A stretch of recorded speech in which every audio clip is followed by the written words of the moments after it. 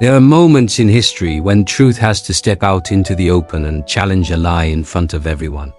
This is the story of a man who stood completely alone against an entire nation, against a corrupt king, and against 450 prophets of a false god.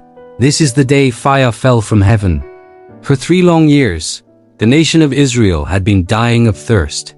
The land was bone dry, but the real drought was in the hearts of the people. No rain had fallen. The rivers had shrunk to trickles, the crops had withered in the fields, and livestock were collapsing from hunger.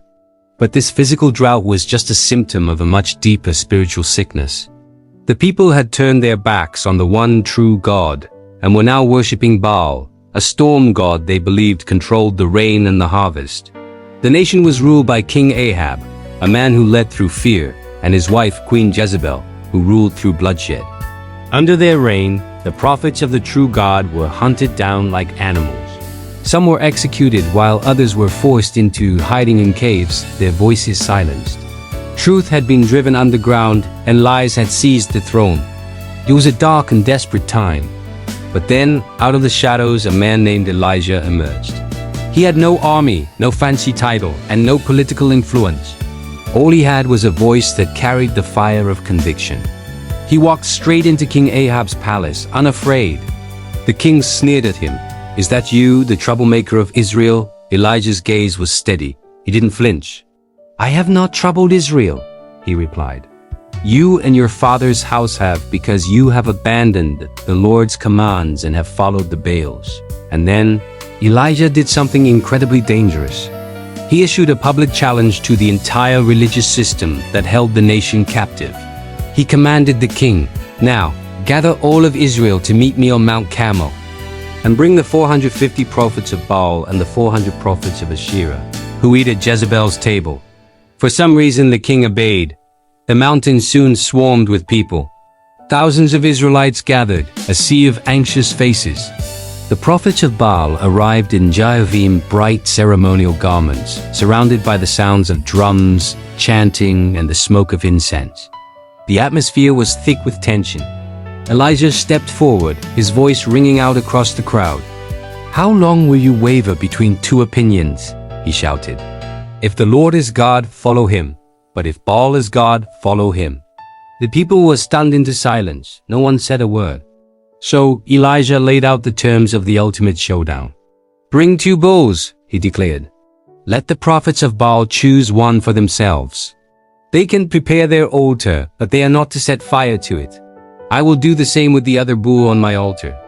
Then you call on the name of your God, and I will call on the name of the Lord. The God who answers by fire, he is the true God."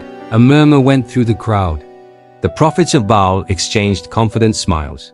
Fire was their specialty, their God's supposed domain.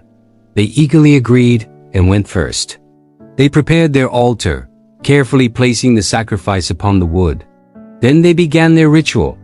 They lifted their hands to the sky, dancing and chanting, "Baal, answer us! Baal, answer us!" But there was no response. The only sound was the wind sweeping across the mountain. As the morning wore on, their chants grew louder, their dancing more frantic. They shouted and leaped on the altar they had made. In their desperation, they began to cut themselves with swords and spears, as was their custom, until the blood flowed freely. Still, nothing happened. The sun climbed high into the sky, beating down on the silent mountain. No fire, no voice. No sign that anyone was listening. That's when Elijah began to mock them. "Shout louder," he taunted.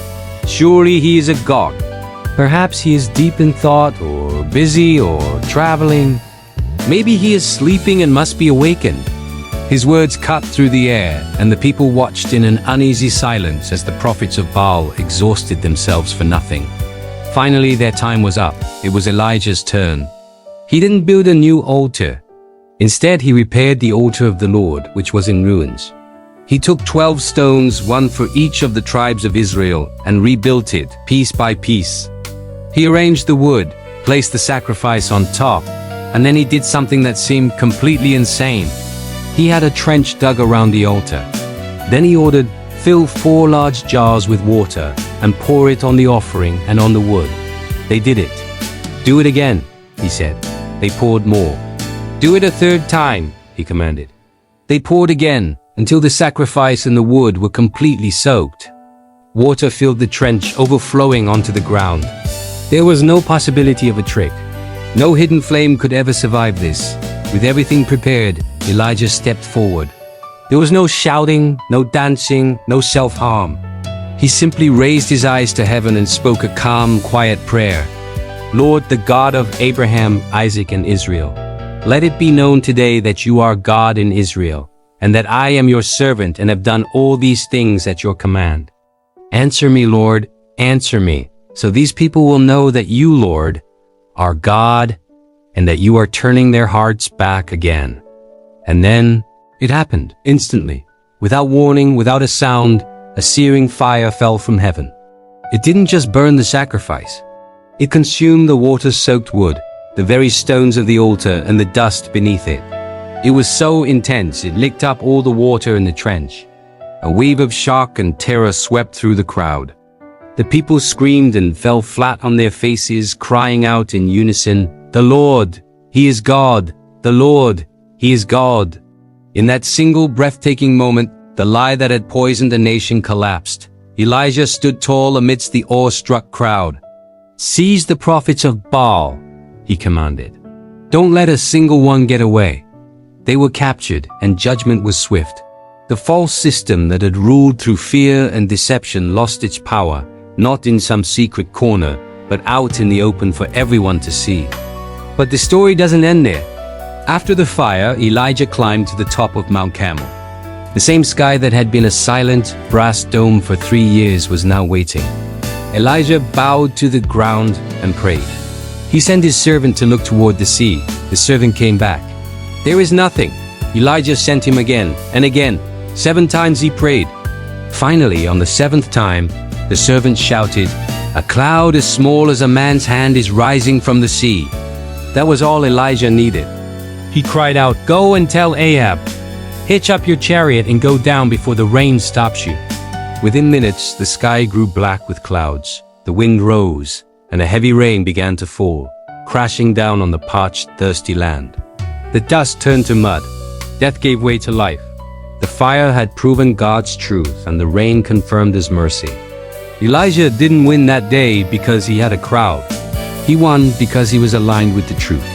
The prophets of Baal were loud, but Elijah was faithful. They had the numbers, but Elijah had God. And when the moment of truth came, only one fire answered. Maybe you feel like you're standing alone today. Maybe you're up against a broken system, a toxic culture, or overwhelming pressure to compromise. If that's you, hear this.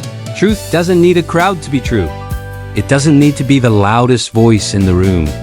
It just needs a person of faith willing to stand for it. Because when faith speaks, fire still falls. Thank you for watching. If this story moved you, please like, subscribe, and share it with someone who needs to hear it. We'll see you in the next video.